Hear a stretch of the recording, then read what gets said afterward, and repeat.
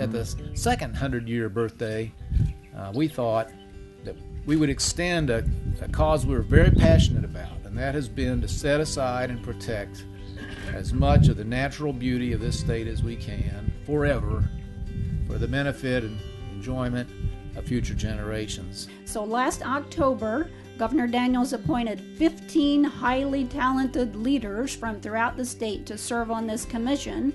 And then a few months later in January, and it was during his State of the State address, he announced the state's creation of the Bicentennial Nature Trust. And on that night, he said state government will set aside $20 million for this trust fund.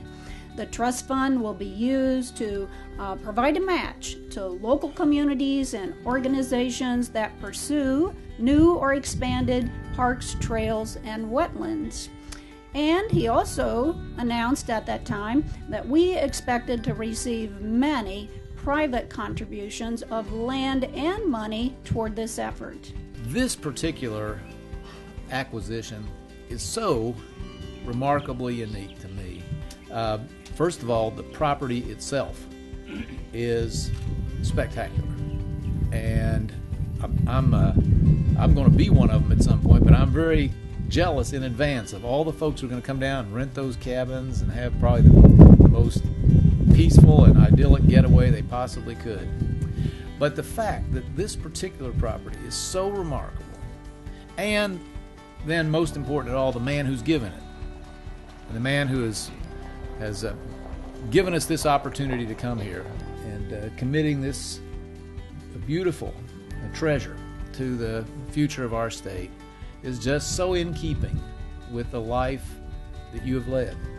With the fervent thanks of everybody here, everybody who will come here in the generations ahead, and really every Hoosier who's going to hear about this, on their behalf, let me say thank you. And Ed Whitcomb, would you grace us with just a few words of your own, please? I've been down in this part of the woods for some time, and one day I was walking across north of the Ohio River down here, 6 miles downstream, and I sat on a rock and I looked out across the river and up the river, and I saw a sight unlike anything I'd ever seen. It was the most beautiful. And I thought, you know, when I bought this property, I thought I was 10 years younger than I am now, and I never thought about being my age now. But then I sat there and I thought about where would a person find a piece of property like this if he wanted to buy one? And the answer is pretty clear. You wouldn't. You wouldn't. If you went up and down this river and you could have $1 million in a bag, you couldn't buy anything compared to that.